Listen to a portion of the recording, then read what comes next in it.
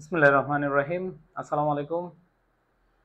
প্রাণপ্রিয় শিক্ষার্থীরা, আশা করি অনেক অনেক ভালো আছো, সুস্থ আছো। তোমরা যারা অলরেডি ক্লাসে জয়েন করেছো আমাকে জানাও যে ঠিকভাবে শুনতে পাচ্ছ কিনা। আমাদের আজকের পর্বে, আমাদের আজকের ক্লাসে আমরা ঢাকা বিশ্ববিদ্যালয় সি ইউনিটে যারা পরীক্ষার্থী রয়েছে, তোমরা একবার পরীক্ষা দিয়েছো, আবার পরীক্ষা দেওয়ার সুযোগ হয়েছে। সো এই সুযোগটাকে কাজে লাগাতে হবে এবং তোমরা যারা আমাদের ব্যাচের স্টুডেন্ট ছিলাম, একেবারে অনেক দিন ধরে তোমরা খালি প্রস্তুতি নিয়েছো, সাথে করে এই মুহূর্তে এসে তোমাদের শেষ মুহূর্তের প্রস্তুতিতে তোমরা চেয়েছো যে একটু ইংরেজি নিয়ে কিছু গাইডলাইন অথবা সাজেশন আলোচনা করার জন্য। সো আমি তোমাদের বলবো, আগে থেকে বলছি যে তোমাদের ইংরেজিতে যে 12 মার্ক, দেখো তোমাদের এমসিকিউ ইংরেজিতে যে 12 মার্ক, এই 12 মার্কে এই 12 মার্কের অনেক বড় প্রস্তুতি নেওয়া লাগে না।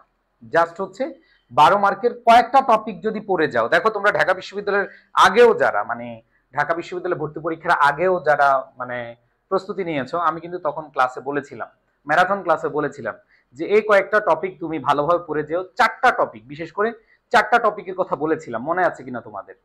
টেন্স, দেখো আমার ওই ক্লাসটা যদি তোমরা না করে থাকো, আমাকে জাস্ট যদি তোমরা চান্স দাও, আমি দেখাবো যে ওই ক্লাসে আমি কিন্তু বলেছিলাম, ম্যারাথন ক্লাসে, যে মাত্র 4টা টপিক তুমি ভালো করে পড়ে যাও, দেখবা যে এখান থেকে মোটামুটি প্রশ্ন চলে আসছে। যেমন আমি তোমাদেরকে বলেছিলাম tense and sequence of tense, right form of verb, তারপরে বলেছিলাম সাবজেক্ট ভার্ব এগ্রিমেন্ট, তারপরে বলেছিলাম তোমাদের পার্টস অফ স্পিচ। খেয়াল করে দেখো তো ভাইয়া, আমি যখন তোমাদের ক্লাস নিয়েছিলাম, তোমাদের মনে পড়ে কিনা যে গ্রামাটিক্যাল এই 4টা আইটেম তোমরা মোটামুটি ভালো করে পড়ে যাও। এছাড়া তোমাদের বলছিলাম very very important, very very important, preposition থেকে মাস্ট আসবেই। দেখো এই কয়েকটা দিন আগের কথা, জাস্ট একটু মিলিয়ে দেখো যে ভাই আমি যে কথাগুলো বলেছিলাম, এই কথাগুলোই কিন্তু আমি তোমাদেরকে প্রমাণ করাতে পেরেছি। আলহামদুলিল্লাহ, তোমরা দেখেছো যারা কিনা ঢাকা বিশ্ববিদ্যালয়ে ভর্তি পরীক্ষায় অংশগ্রহণ করেছো, যারা ঢাকা বিশ্ববিদ্যালয়ে পরীক্ষা দিয়েছো, তোমরা কিন্তু দেখেছো যে 3টা প্রশ্নই, 5টা প্রশ্ন, 12টা প্রশ্নের মধ্যে, দেখো 12টা প্রশ্নের মধ্যে 5টা প্রশ্নই এই রাইট ফর্ম অফ ভার্ব বা টেন্স থেকে চলে আসছে। খেয়াল করে দেখো, তোমাদেরকে কিন্তু আমি শেষ মুহূর্তে এসে বলেছিলাম যে অনেক পড়ার দরকার নেই, জাস্ট কয়েকটা টপিক, তোমরা যারা সি ইউনিটের আছো, আমি ম্যারাথন ক্লাসে বলেছিলাম এই কয়েকটা টপিক তোমরা ভালো করে পড়ে যাও। যারা ক্লাস করেছো, যারা মেনে চলেছো, তারা কিন্তু খুব সুন্দরভাবে আনসার করতে পেরেছো। সো দেখো 12টার মধ্যে 5টা কোয়েশ্চেনে যদি 2টা টপিক থেকে চলে আসে, দেখো আমি তোমাদেরকে প্রমাণ দেখাতে পারবো। আমি যদি তোমাদেরকে কোয়েশ্চেনের কথা বলি, তোমরা যারা পরীক্ষা দিয়েছো, দেখো একটা কোয়েশ্চেন আসছে তোমাদের ফর এর ব্যবহার দিয়ে। ফর থাকলে এবং সিন্স, তোমাদের মনে আছে? একটু খেয়াল করে দেখো, তোমাদের বলেছিলাম ফর এবং সিন্স এর ব্যবহার। এই যে ফর এবং সিন্স এর ব্যবহার, আমি এটা টেন্সে পড়াইছিলাম কিনা মনে করে দেখো তো। ফর এবং সিন্স এর ব্যবহার, এটা টেন্স থেকে আসছে, পড়িয়েছিলাম কিনা বলো? তোমরা নিজেরাই বলবা যে ভাইয়া এই পড়াটা, এটা আমি এই ফর এবং সিন্স এর ব্যবহার এটা ম্যারাথন ক্লাসে পড়িয়েছি, এইখান থেকে তোমাদের কোয়েশ্চেন আসছে। আবার তোমাদের টেন্সের ব্যবহার আমি একটা ব্যবহার করিয়েছি, this is the first time, this is the second time, মনে আছে কি তোমাদের? This is the first time, this is the second time, again, এগুলো থাকলে প্রেজেন্ট পারফেক্ট টেন্স হয়। মনে পড়ে কিনা তোমাদের? This is the first time, this is the second time, আমরা কিন্তু এগুলা পড়েছিলাম। This is the first time, this is the second time, এগুলা কিন্তু আমরা পড়েছি, এবং এইগুলো থাকলে প্রেজেন্ট পারফেক্ট টেন্স হয়। মনে পড়ে কি? এবং দ্বিতীয় কোয়েশ্চেন যেটা তোমরা দেখেছো, এইটাও টেন্স থেকে আসছে। তাহলে খেয়াল করে দেখো, সি ইউনিটে এখন অনেকে বলে ভাইয়া যে কি করব, টেনশন। আরে এটা টেনশনের কিছু নাই। আমি গতবারও বলছি, আগেও বলছি, এখনো বলছি যে টেন্স, রাইট ফর্ম বা subject verb agreement, parts of speech, এই কয়েকটা টপিক যদি তুমি ভালো করে পড়ো, তুমি 100% না পারলেও তুমি গ্রামার থেকে 80% মার্ক পেয়ে যাবে। বলছিলাম কিনা দেখো, এগুলো কিন্তু তোমাদেরকে আর নতুন করে ভাই আর পড়তে হবে, কি পড়তে হবে আমি বলে দিব। আজকের ক্লাস তোমাদের সাথে আমার, আজকে কোনো আসলে পুরো টপিক ধরে পড়াবো না, আজকে হচ্ছে জাস্ট তোমাদের সাজেশন দিচ্ছি। আমি তোমাদেরকে কথায় কাজে এক রাখার জন্য যা যা করা লাগে সেগুলো আমি করাচ্ছি, ঠিক আছে? এবার দেখো তোমাদের হচ্ছে রাইট ফর্ম অফ ভার্বের লেস্টের ব্যবহার মনে পড়ে তোমাদের? রাইট ফর্ম অফ ভার্বের লেস্টের ব্যবহার, এই লেস্টের ব্যবহার থেকে একটা প্রশ্ন আসছে, আসছে কিনা কমেন্টে জানাও। হ্যাঁ, লেস্টের ব্যবহার থেকে তোমাদের একটা প্রশ্ন আসছে। তাহলে এইখানে খেয়াল করে দেখো, আমরা যে কথাগুলো বলেছিলাম পরীক্ষার আগে, এই যে কয়েকটা দিন আগে তোমাদের সি ইউনিটে পরীক্ষা দিয়েছো ঢাকা ইউনিভার্সিটিতে, তো এখান থেকে কিন্তু আমরা সুন্দরভাবে বলেছিলাম যে এই কয়েকটা টপিক থেকে প্রশ্ন আসবে।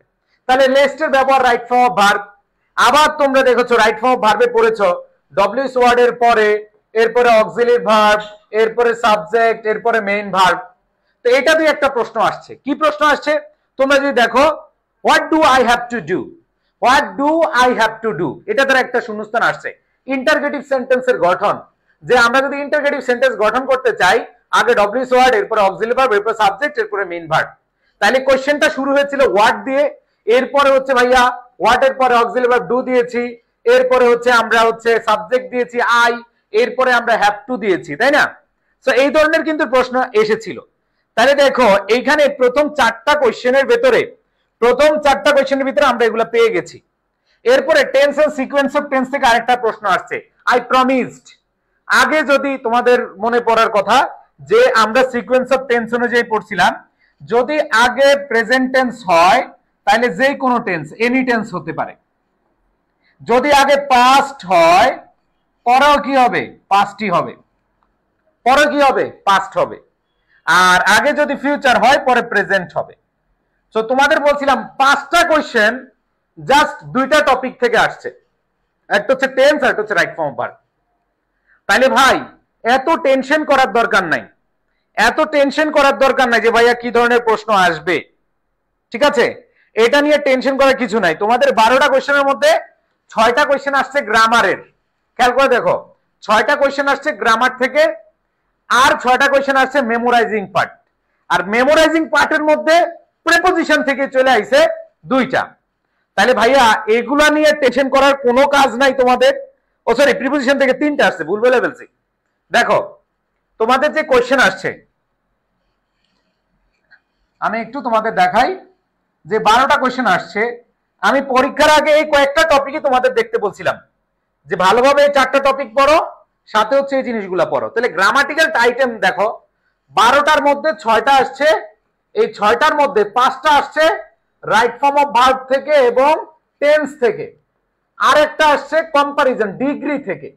ডিগ্রির একটা প্রশ্ন আসছে, দেখেছো তোমরা? ডিগ্রি থেকে একটা প্রশ্ন আসছে। তাইলে খেয়াল করে দেখো ময়নারা, তোমরা যে ভয় পাও শুধু শুধু, ভয়ের কোনো কারণ নাই, জাস্ট 2টা টপিক ফলো করছে না। তাহলে ভাইয়া আগামী 17 তারিখে যে পরীক্ষা হবে, একজন বলতে সাউন্ড নাই মানে কি?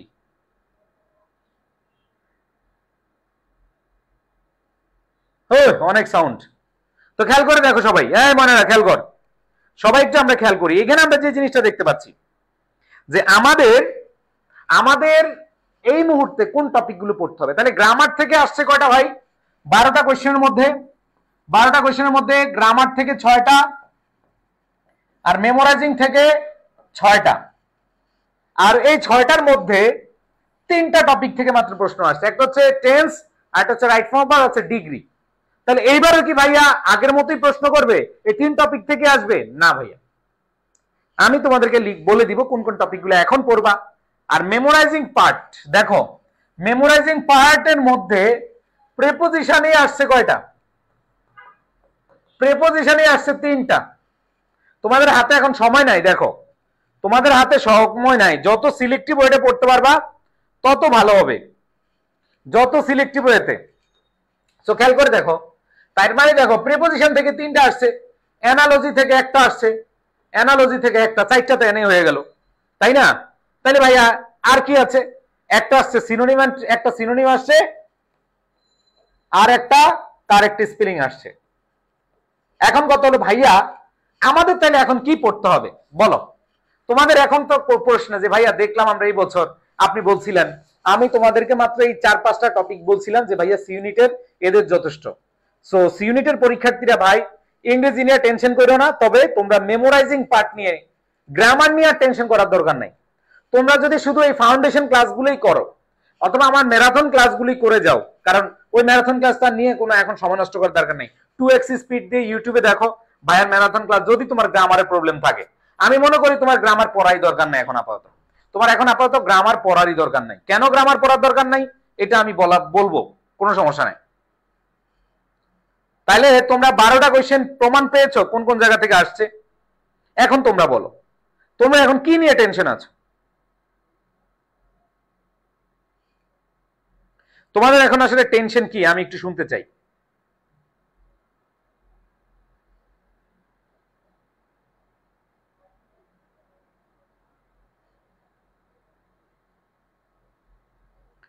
বলো তোমাদের এখন কি নিয়ে টেনশন আছে বা কি প্রস্তুতি নিয়ে ঝামেলা আছে সেগুলো আমাকে একটু বলো।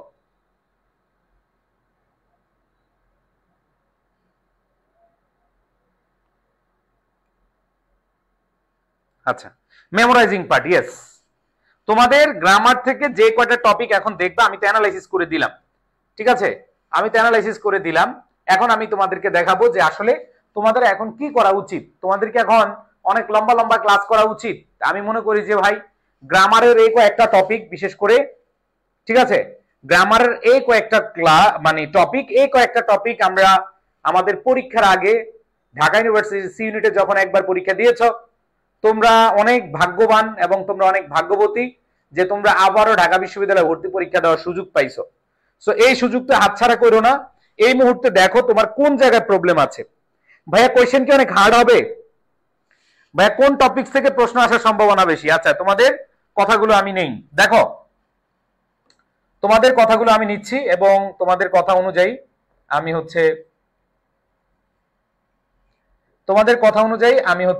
সেভাবে আলোচনা করব। ধরো তোমাদের প্রথম প্রশ্নটা নিলাম, ভাইয়া কোয়েশ্চেন কি হার্ড হবে? কোয়েশ্চেন কি হার্ড হবে? হার্ড হবে, 1 নাম্বার কোয়েশ্চেন পাইলাম। 2 নাম্বার কোয়েশ্চেন হচ্ছে ভাইয়া লাস্ট কয়দিন কি করা উচিত? লাস্ট এই কয়েকদিন কি করা উচিত? এন্ড দেন তোমাদের কাছ থেকে প্রশ্ন পাইলাম মেমোরাইজিং পার্ট সমস্যা, এটা তো আমি বলছি, হ্যাঁ। আরেকটা হচ্ছে ভাইয়া কোন টপিক থেকে প্রশ্ন আসার সম্ভাবনা বেশি? কোন টপিক থেকে প্রশ্ন আসার সম্ভাবনা বেশি? আচ্ছা, যাই হোক, ওকে। আর কোনো তোমাদের কাছ থেকে কোনো কোশ্চেন আছে?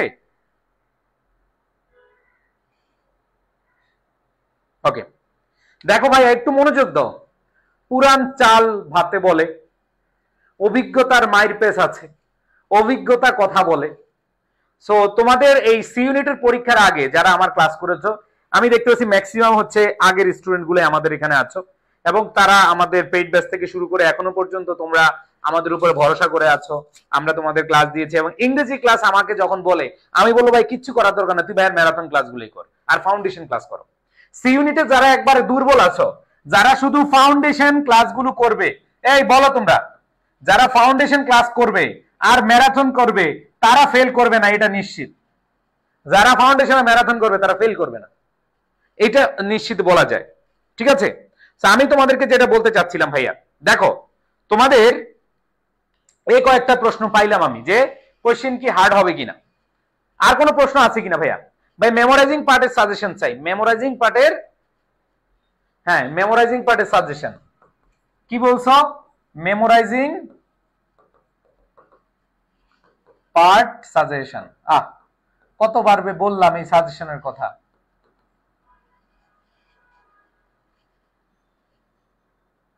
আর কারো কোনো প্রশ্ন আছে?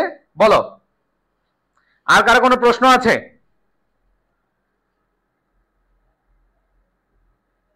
ভাই ফাউন্ডেশন ক্লাস আগে করেছি, আবার কি করতে হবে? না, এখন সময় নষ্ট করার দরকার না, এখন খালি প্র্যাকটিস করে যাও, বিগত বছরের প্রশ্ন প্র্যাকটিস করে যাও।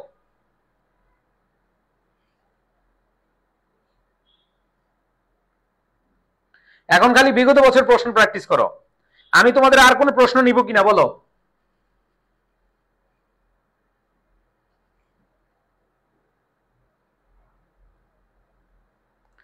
কমেন্টে জানাও দ্রুত।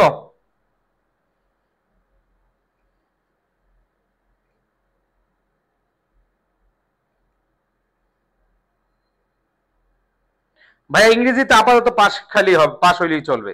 ইংরেজি নিয়ে কট খাবো এটা নিয়ে ভয় ভাই। ওকে, সব ইংরেজি নিয়ে ভয়, তাই তো? আচ্ছা, আমি দুর্বল ইংরেজিতে। আচ্ছা ঠিক আছে, তাহলে আমি কিভাবে পাস করবা এখন এই মুহূর্তে কি করতে হবে সেটা আমি বলে দিচ্ছি। আসো, প্রথম কথা হলো ভাইয়া, কোশ্চেন কি হার্ড হবে? নো। বিগত 5-6 বছর ধরে, 6-7 বছর, বিগত 6-7 বছরে ঢাকা ইউনিভার্সিটির সি ইউনিটের প্রশ্ন মোটামুটি সহজ হয়। এর পেছনে কারণও আছে, কারণ অন্য কোনো বিষয়ে তোমাদের পাস মার্ক ভ্যারি করে না, বাট ঢাকা বিশ্ববিদ্যালয়ের সি ইউনিটে তোমাদের অন্য অ্যাকাউন্টিং এ তুমি কি পাইছো, তারপর হচ্ছে অন্যান্য সাবজেক্টে কত পাইছো, এটা দেখার বিষয় না, কিন্তু ইংলিশে পাস করতে হয়।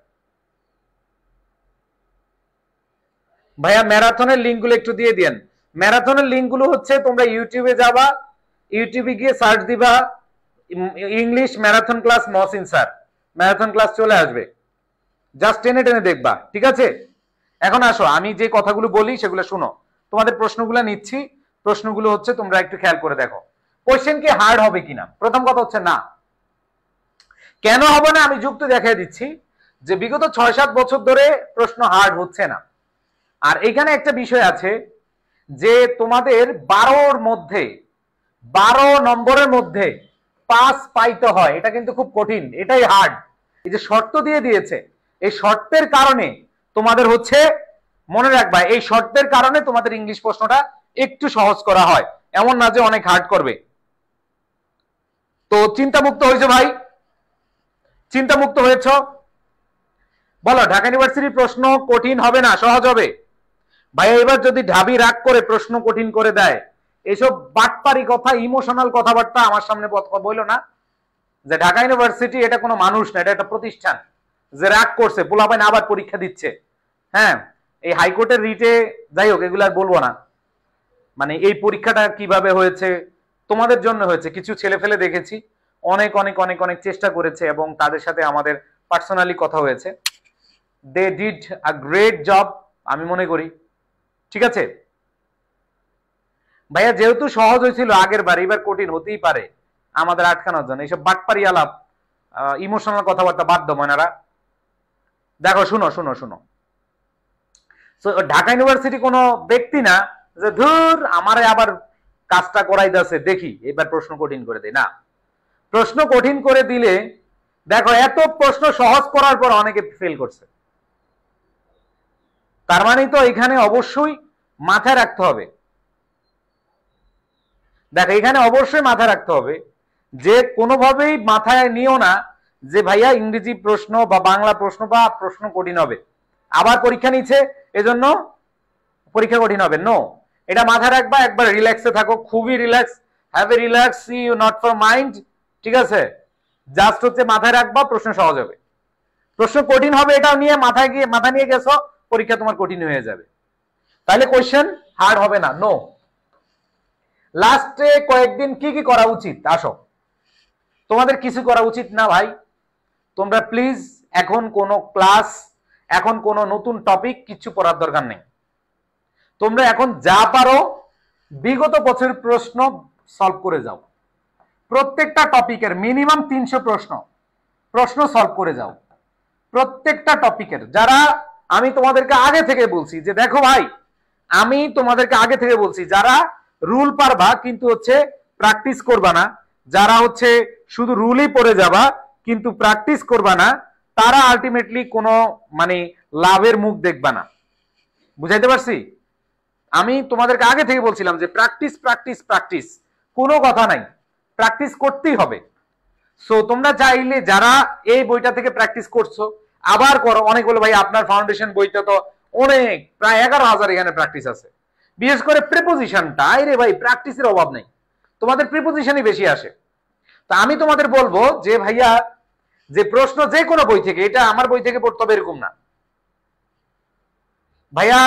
ইংরেজি কয়টা দেখাবো যদি কমন না পড়ে, যদি একটাও কমন না পড়ে সবগুলো দেখায় আসবি, যার কোনো কিছু নাই তার হারাবার ভয় নয়, যার একটা কমন পড়ে না বলছে ভাই যদি কমন না পড়ে কয়টা দেখাবো। ঠিক আছে, তো আসো যে জিনিসটা বললাম সেটা হলো তোমরা এখন যে কাজটা করবা লাস্ট কয়েকদিনে প্রশ্ন সলভ করো। এখন ভাইয়া সব টপিক কি সময় আছে? বলো তোমাদের কি সব টপিকের প্রশ্ন সমাধান করার সময় আছে? বলো না, তোমাদের অনেকগুলো টপিক, প্রায় গ্রামারের টপিক আছে 35টা। তো এই 35টা টপিক কি তোমাদের সম্ভব? সম্ভব না। তাইলে তোমরা মাত্র 6 থেকে 7টা টপিক ভালোভাবে পড়ে যাবা, 6 থেকে 7টা। ঠিক আছে, ওকে। তা আসো এখানে তোমাদের বলি কোন কোন টপিক গুলা, আমি নতুন কোনো টপিক বলবো না, আমি তোমাদের এর আগের পরীক্ষায় যে টপিকের কথা বলছি এবার একই কথা বলতেছি। আবার বলি, দেখো বিশেষ করে 1 নম্বরে বলবো right form of verb. Right form of ভার্বের মধ্যে সাবজাংটিভ ভার্ব, মডাল ভার্ব, খেয়াল করে দেখো পজিটিভ ভার্ব মানে ভার্ব রিলেটেড, এই যে সাবজাংটিভ ভার্ব। ভাই এই বইটা পুরোপুরি শেষ করছি, থ্যাংক ইউ সো মাচ। দেখো ফার্স্ট টাইমে যারা এই বইটা পড়ো নাই তোমার সেকেন্ড টাইমে মাস্ক পড়তেই হবে। আমাদের তোমাদের মধ্যে এরকম অনেকে আছো সেকেন্ড টাইম ভর্তি হয়ে গেছো, সেকেন্ড টাইম প্রস্তুতি নিবা। আমি তোমাদের বলছি তুমি সেকেন্ড টাইম দাও আর থার্ড টাইম দাও বা ফোর্থ টাইমস দাও, তুমি 10ম টাইম দাও, কোনো লাভ হবে না যদি তুমি ভুলগুলো আইডেন্টিফাই না করে প্রস্তুতি নাও। তোমাদের মধ্যে অনেকে আছো সেকেন্ড টাইম অলরেডি ইয়ে হয়ে গেছো। ভাই আগে নিজের ভুলটা দেখো, তাইলে বুঝতে পারবা। ভাই মেমোরাইজিং পার্টের জন্য একটা পিডিএফ দেন প্লিজ, মাপ চাই। কোনো সাজেশন দিতে পারবো না, মাপ চাই। কোনো পিডিএফ দিতে পারবো না, কোনো নোট দিতে পারবো না, এগুলো বললো না ভাই পরীক্ষার আগে। এগুলো বলা মানে আমার এখানে ছুরি ধরা, বাটপারি করবো এখন তোমাদের সাথে। তোমাদের একটা পিডিএফ ধরা দিব, তোমরা এটা মুখস্থ করে যাবা, পরে হচ্ছে কমন না পারলে আমার গালিগালাজ করবা। নো, যা বলি তা শুনো। অনেক পড়তে বলবো না, অল্প কিছু পড়তে বলবো, অতগুলি পড়ে যাইবা, নাহলে থাপড়ে কান গরম করে ফেলবো। বুঝছস? বন্ডামি বহুত করছস, এখন কোনো সাজেশনের উপর নির্ভর করিস না। দেখ কি বলছি, যে প্রথম কথা হচ্ছে প্রশ্ন সমাধান করতে হবে। এখন অনেকগুলো টপিক আছে গ্রামারের, আমি মেমোরাইজিং পার্টও যাচ্ছি। গ্রামারের অনেকগুলো টপিক আছে, এই টপিকগুলোর মধ্যে 6-7টা টপিক রাইট ফর্ম অফ ভার্বের মধ্যে যেগুলো আছে, মানে যেগুলো right form of verb related, এখান থেকে প্রশ্ন আসবে। নাম্বার 2 হচ্ছে টেন্স, নাম্বার 3 হচ্ছে সাবজেক্ট ভার্ব এগ্রিমেন্ট, নাম্বার 4 হচ্ছে কি ভাই, অবশ্যই অবশ্যই তোমাদের মাথায় রাখতে হবে পার্টস অফ স্পিচ, কারণ পার্টস অফ স্পিচ থেকে প্রশ্ন আসার সম্ভাবনা অনেক বেশি। এটা হলো 4টা। এছাড়া তুমি যেটা পড়বা কন্ডিশনাল, কন্ডিশনাল যদিও এটা তোমাদের টেন্সের ভিতরে আছে, কন্ডিশনালটা যদিও টেন্সের ভিতরে আছে, তারপর আমি বলবো কন্ডিশনাল তোমরা পড়বা।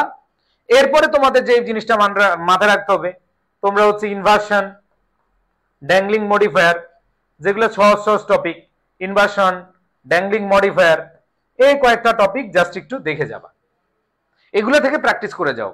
মানে বলে ভাইয়া এগুলা তো এখন কি করব, এগুলো তো আমি পড়ি না। ভাই তোমার সব টপিক দরকার নেই, এই কয়েকটা টপিক তুমি হচ্ছে 2-3 ঘন্টা 4 ঘন্টা 5 ঘন্টা সময় নিলে এগুলোর মোটামুটি প্র্যাকটিস হয়ে যাবে। আর তুমি অলরেডি প্র্যাকটিস করছো, একবার করছো, ঠিক আছে। এবার আসো ভাইয়ারা, মেমোরাইজিং পার্ট। তোমাদের এখন পর্যন্ত যত ভুল হয়েছে, তোমরা এখনো পর্যন্ত কোথাও চান্স পাও নাই, এর পেছনের প্রধান কারণ হলো মেমোরাইজিং বাস, ও সরি মেমোরাইজিং পার্ট। কি বললাম? তোমরা আমার সাথে মিলিয়ে নাও, তোমরা এতদিনে পড়াশোনা করার পরেও যারা, তোমরা এতদিন পড়াশোনার করার পরেও যারা চান্স পাও নাই, তারা নিজেকে একটু জিজ্ঞেস করো তো ভাই কেন তুমি চান্স পাও নাই। সেটা হলো মেমোরাইজিং বাস, ও সরি মেমোরাইজিং পার্ট।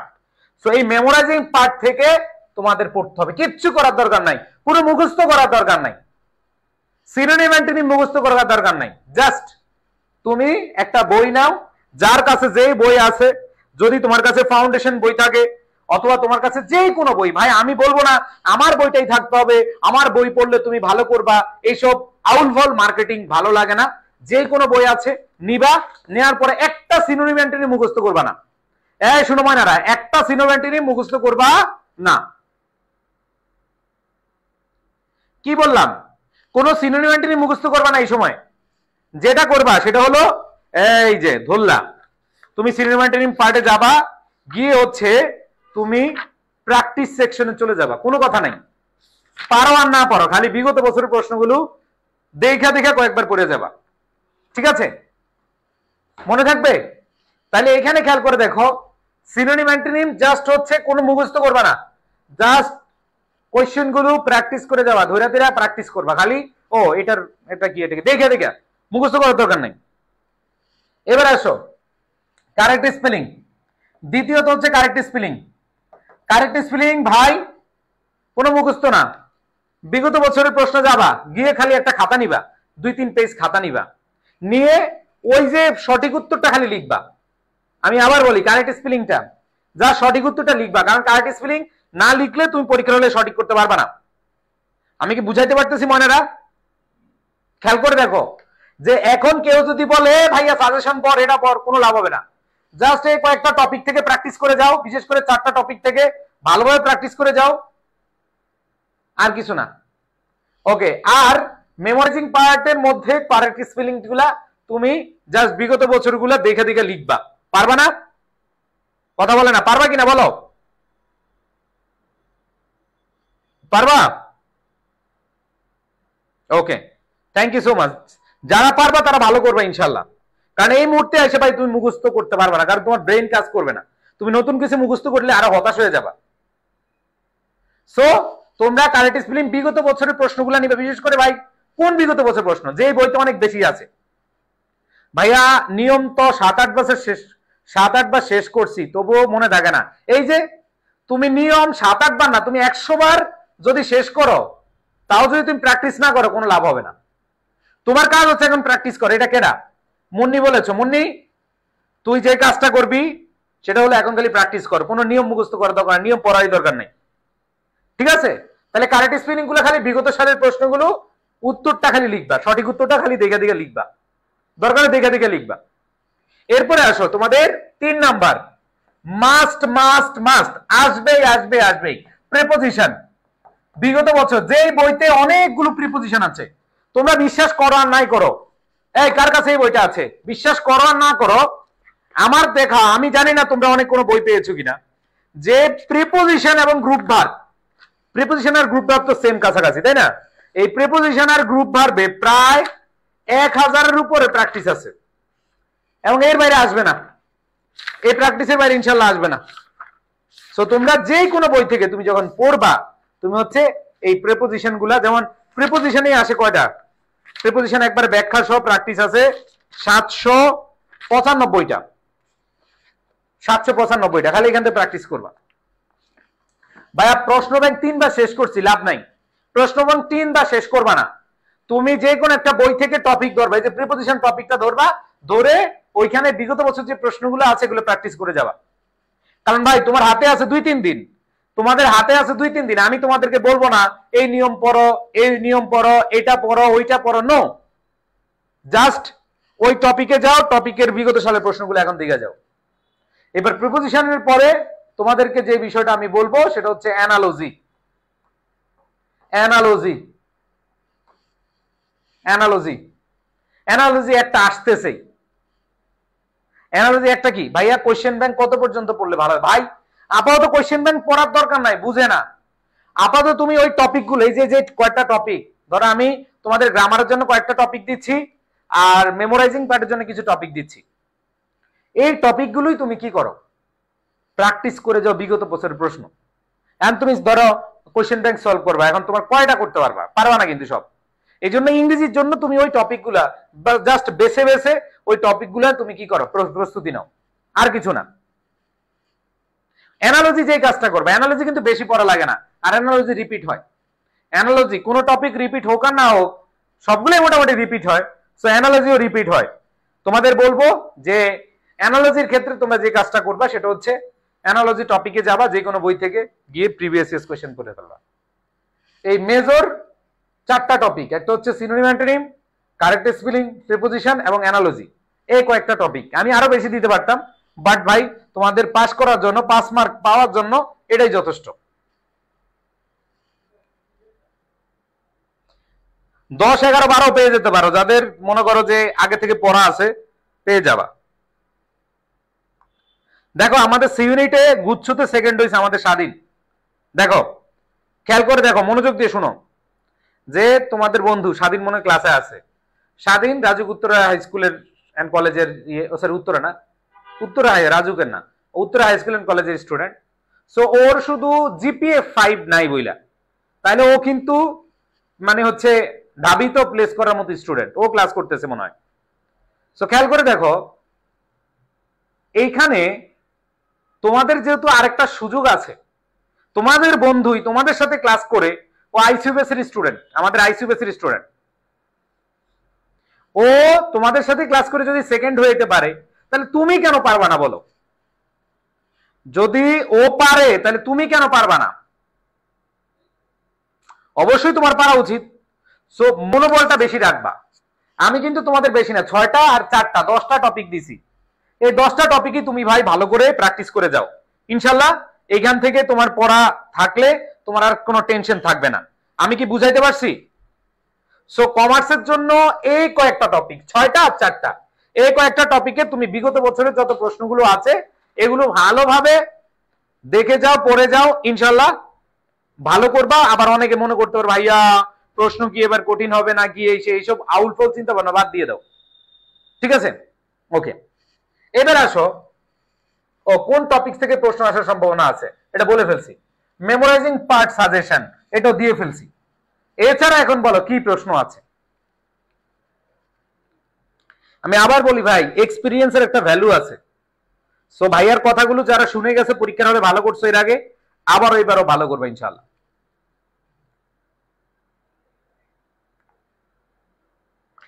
এবার বলো এছাড়া আর কোনো প্রশ্ন আছে কিনা। তোমাদের কাজ এখন বইসা যাবা, বই নিয়ে বইসা যাবা। ইংরেজি পাস করতে হলে তোমাকে শুধু প্র্যাকটিস করে যেতে হবে, আর কোনো কথা নেই ভাই। ইনশাল্লাহ পারবো, শুধুমাত্র ঢাবিতে আবেদন করছি। ওকে, তুমি আরো বেশি চ্যালেঞ্জ নাও। সে শুধু ঢাবিতে পড়ার জন্য যারা টার্গেট করেছো, তাহলে তোমাদের এই শেষ মুহূর্তে একটা সেকেন্ডে তোমাদের মানে অপচয় করা যাবে না। একজন বলছে ভাইয়া আমি কি পারবো, এটা যে ভাইয়াকে জিজ্ঞেস করছো এটাই তো তোর ব্যর্থতা। আমাকে জিজ্ঞেস করতেছো ভাইয়া আমি কি পারবো, it's wrong idea, it's wrong speech. আরে ভাই তুমি কি পারবো, এটা যদি তুমি নিজেই সন্দেহ থাকো তোমার দ্বারা পারা হবে না।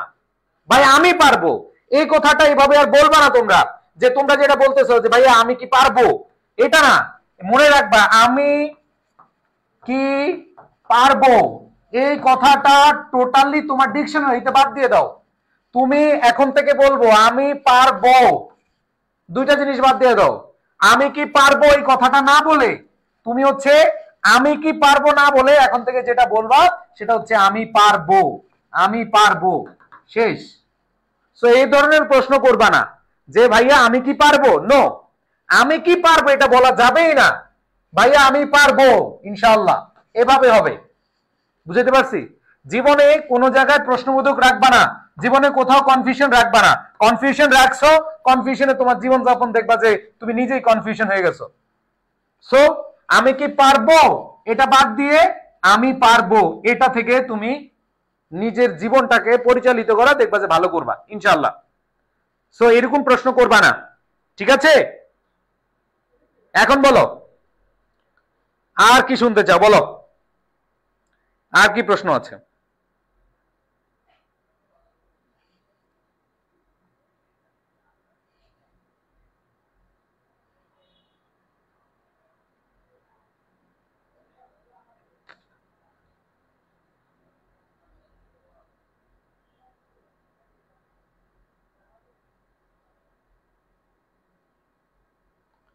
বলো।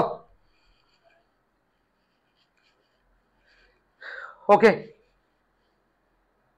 ভাইয়া আমাদের সবার জন্য দোয়া করবেন ইনশাল্লাহ।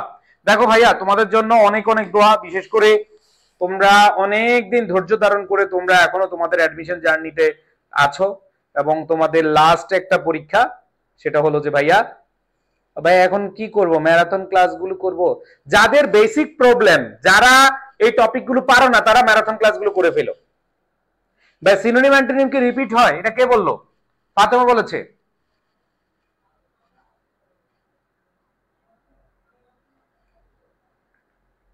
ভাই 2 পেয়ার্স না 2 পেয়ার? 2 পেয়ার্স হয়। আচ্ছা, এটা কে বললো যে ভাই রিপিট হয় কিনা সিনোনিম অ্যান্টোনিম? দেখো পার্টিনেন্ট এই ওয়ার্ডটা দেখবা বিগত বছরে ঢাকা বিশ্ববিদ্যালয় থেকে না, হয় বিসিএস থেকে প্রশ্ন আসবে। এই জন্য তোমাকে বলছি যে বিগত বছর প্রশ্ন পড়ো, রিপিট পাবে ইনশাআল্লাহ। ঠিক আছে, ওকে। আচ্ছা, সো তোমাদেরকে সেভাবেই বলবো। ভাইয়া এক্সামের দিন কি ঢাবি কেন্দ্রে আসবেন? আচ্ছা, আমাদের ঢাকা বিশ্ববিদ্যালয়ের যেদিন পরীক্ষা ওই দিন আমাদের জাহাঙ্গীরনগর বিশ্ববিদ্যালয়ে একটা সম্বর্ধনা অনুষ্ঠান আছে। সো এই জন্য আসলে মেবি চেষ্টা করবো আমরা আসার জন্য, বা আমাদের টিম চেষ্টা করবে যাবে ক্যাম্পাসে, সেদিন দেখা হবে ইনশাল্লাহ। আমি চেষ্টা করবো, কারণ আমাদের একটা প্রোগ্রামও আছে ওই দিন। আমি ইনশাল্লাহ তোমাদের সাথে দেখা করার চেষ্টা করব। ওকে, সো তোমাদের সবার উদ্দেশ্যে বলি, এখন জাস্ট হচ্ছে পড়াশোনা শুরু করো। পার্টিনেন্ট এটা তোমাদের রিপিট হয়েছে। ভাই অন্য কোনো বিশ্ববিদ্যালয়ের প্রশ্ন দেখে যাও। আরে বুঝতেছে না, তোমরা বুঝতেছো না। তোমরা জাস্ট ওই টপিকটা ঢুকবা, ঢুকার পরে যে কোনো বিশ্ববিদ্যালয়ের প্রশ্ন সামনে আসুক, সবগুলো প্রশ্ন তুমি সলভ করে যাবা। সো তোমাদের যেমন পার্টিনেন্ট ওয়ার্ডটা, এটা মেবি একটা বিসিএস এর প্রশ্ন, কততম বিসিএস আমার মনে নাই।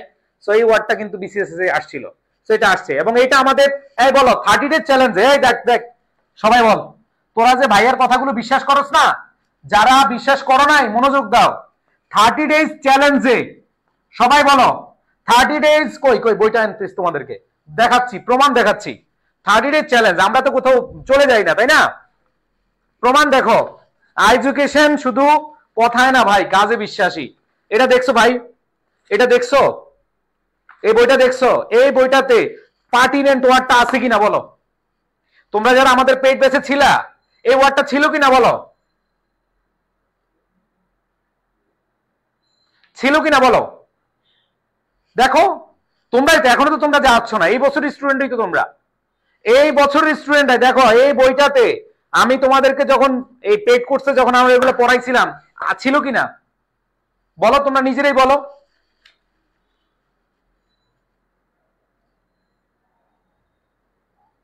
এই যে হাফিজ আক্তার বলছে এতদিন কিছুই পড়িনি, এখন কি পড়লে হবে? তোর পড়ার দরকার নাই, তুই বিয়ে শাদী করে ফেল, বদমাইশ। তো আমি সব ক্লাসই দেখি। এবং তোমাদের স কার্পেন্টার এটাও আছে। ইংলিশ ফাউন্ডেশন বলো, এটা বলো, এগুলো এনাফ তোমাদের জন্য। সো যাই হোক, এগুলা নিয়ে আর কথা বলতে চাচ্ছি না। তোমরা ঠান্ডা মাথায় সুন্দরভাবে পরীক্ষা দাও।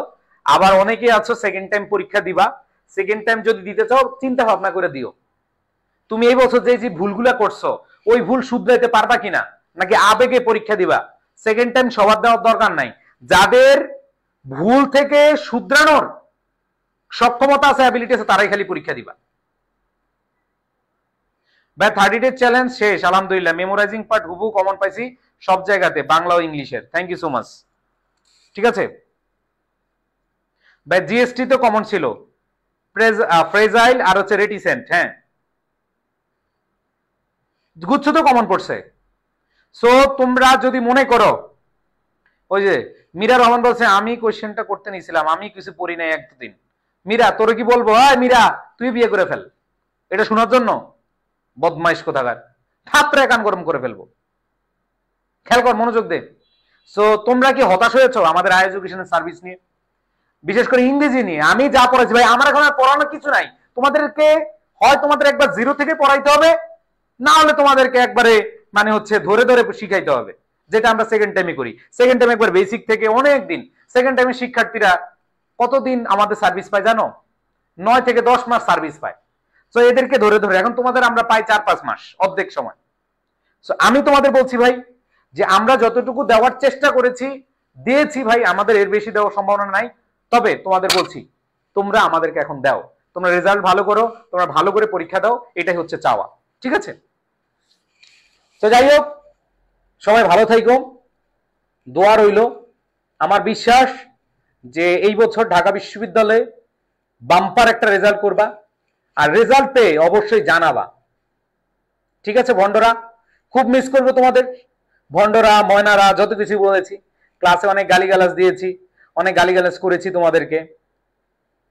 ভাই এডুকেশন কেন নাম করা হয়েছিল বলবো না, আগে চান্স পাও, পরে একদিন বলবো সবাইকে নিয়ে।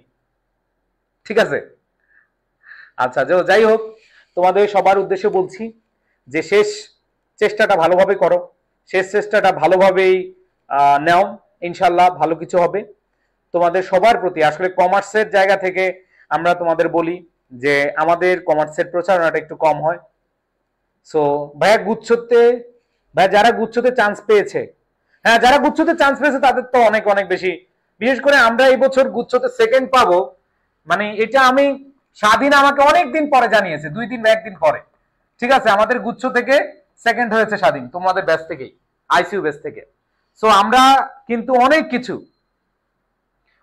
কিছু তোমাদেরকে প্রচার করি না, আমরা কিন্তু রেজাল্টের মানে তোমাদের পরীক্ষার জন্য, যেমন কমার্স অনেকে গুচ্ছতে চান্স পাইছে, একটা ছেলে এটা নিয়ে একটা ভিডিও করছিলাম, যে বলছে ভাইয়া হ্যাঁ সবার জন্য কি বলে সবাই প্রচার করতেছে, দেখবা যে সবল প্ল্যাটফর্ম সবাই প্রচার করতেছে, আপনারা প্রচার করেন না, তার মানে কি আপনাদের এখান থেকে চান্স পায় না? বলো চান্স পাইছে কিনা? স্বাধীন আমাদের একবার পেড বেসের স্টুডেন্ট, আইসিইউ বেসের গুচ্ছতে সেকেন্ড হয়েছে, সারা বাংলাদেশের মধ্যে সে সেকেন্ড হয়েছে। ও হিসাব বিজ্ঞানে 33.50 পাইছে, চিন্তা করা যায়, 35 এর মধ্যে 33.33 পাইছে মনে হয়। হ্যাঁ, সো আমরা এর নিয়ে অত প্রচার করি নাই, কারণ আমরা জানি তোমরা দুঃখ পাবা, এই জন্য একটু কম কি করেছি, প্রচার করেছি। সো দোয়া করি তোমরা ভালোভাবে প্রস্তুতি নাও, আর সেকেন্ড টাইম যদি নাও আমাদের সাথে যোগাযোগ করো, আমাদের কাছে আবার সেকেন্ডে ভর্তি না হইলেও সমস্যা নাই, বাট যে কোনো গাইডলাইনে আমরা আছি। তবে মনে প্রাণে বিশ্বাস রাখো যে আমাদের এখান থেকে সবচেয়ে বেশি স্টুডেন্ট পাই সেকেন্ড টাইমাররা, বিকজ আমরা সেকেন্ড টাইমারের জন্য বেস্ট সর্বোচ্চটুকু দেই। ঠিক আছে, তো সবাইকে খুব মিস করব, আসলে বিদায় বলবো না, কারণ বিদায় বলাটা আসলে এটা ভালো লাগে না। আমি চাই, আমি মনে প্রাণে বিশ্বাস করি তোমাদের এই সাকসেস এখানেই শেষ না হোক, তোমাদের শুভেচ্ছা বার্তা এখানে দিয়ে আমি শেষ না করি, তোমাদের প্রত্যেকটা ধাপে ধাপে তোমরা আজ ইউনিভার্সিটি না পাও কোনো সমস্যা নাই, যে কোনো একটা কলেজে পড়াশোনা করে তুমি ভালো একটা অবস্থান তৈরি করো, তুমি ভালো একটা ক্যারিয়ার তৈরি করো, তুমি বিভিন্ন জিনিস আবিষ্কার করো, তুমি বড় বড় টেকনোলজি ইউজ করো, তুমি রোবোটিক্স নিয়ে আলোচনা করো, তুমি বিভিন্ন বিষয় নিয়ে তুমি আলোচনা করো, তুমি বিভিন্ন বিষয়ে স্কিল ডেভেলপমেন্ট করো, তোমার সেই প্রত্যাশার জায়গাগুলো তুমি পূরণ করো, সাথে আমরা যেন তোমাদেরকে বারবার শুভেচ্ছা দিতে পারি, বারবার তোমাকে বিদায় দিয়ে আবার বুকে টেনে এনে বলতে পারি থ্যাংক ইউ সো মাচ, অভিনন্দন অভিনন্দন অভিনন্দন। সো প্রাণপ্রিয় শিক্ষার্থীরা, অনেক দিন ধরে তোমাদের সাথে ছিলাম, যদি কোনো কথায় আমি একটু গালিগালাজ করি মাঝে মধ্যে, যেহেতু আসলে প্রতিষ্ঠান প্রধান, সো প্রতিষ্ঠান প্রধান হিসেবে একটু মাঝে মধ্যে গালিগালাজ করতে হয়, এই যে একটু আগে বলছি থাপড়ে কান গরম করে ফেলবো। তো যাই হোক ভন্ডরা ময়নারা, তোমরা খুব ভালোভাবে পরীক্ষা দাও, আর ইনশাল্লাহ আজকে থেকে আমি কি পারবো নাকি আমি পারবো বলো, অবশ্যই কি হবে, আমি পারবো, এটা মাস্ট আমাদের মাথায় রাখতে হবে। বুঝাতে পেরেছি? ওকে, তো সবাই ভালো থাকো, সুস্থ থাকো, সবার প্রতি শুভকামনা, wish you a good luck, এবং ঢাকা বিশ্ববিদ্যালয় তোমার হোক সেই প্রত্যাশা নিয়ে শেষ করছি। তোমাদের যে আকাঙ্ক্ষা, তোমাদের যে প্রত্যাশা, সেটা আল্লাহ রাব্বুল আলামিন পূরণ করুক। সো এইচএসসি 24 ব্যাচ, ভালোবাসা রইল তোমাদের জন্য, অনেক অনেক দোয়া, শুভকামনা, ভালো থেকো। তোমাদের বাবা মাকে অবশ্যই বলবে যে ভাইয়া দোয়া চেয়েছে, কারণ তোমাদের দোয়াটা, তোমাদের বাবা মার দোয়াটা আমাদের এই প্রতিষ্ঠানকে অনেক এগিয়ে নিবে, পার্সোনালি আমাকেও অনেক এগিয়ে নিবে। তোমাদের সবার প্রতি ভালোবাসা রেখে আজকের মতো বিদায় নিচ্ছি। ভাইয়া ওই যে স্বাধীন আছে, স্বাধীন কিন্তু আছে, স্বাধীন বলছে ভাইয়া 35ই পাওয়ার কথা, একটা কোশ্চেন মনে ভুল ছিল, তো স্বাধীন কিন্তু 35ই পাওয়ার কথা, এই যে স্বাধীন লাইভে আছে। ঠিক আছে, তো যাই হোক স্বাধীন বলছে ভাই 35ই হওয়ার কথা। সো স্বাধীনের জন্য দোয়া রইল, কারণ স্বাধীনের অনেক মার্ক কম, 3.89, স্বাধীনের রেজাল্ট 3.89, তাই না স্বাধীন? 3.89। সো ও যদি সারা বাংলাদেশে গুচ্ছতে সেকেন্ড হইতে পারে, তাহলে why not you man. So তোমরা এগুলো মাথায় রাখবা, ঠিক আছে? সো ভালো থেকো, আল্লাহ হাফেজ, সালামু আলাইকুম রহমতুল্লাহ।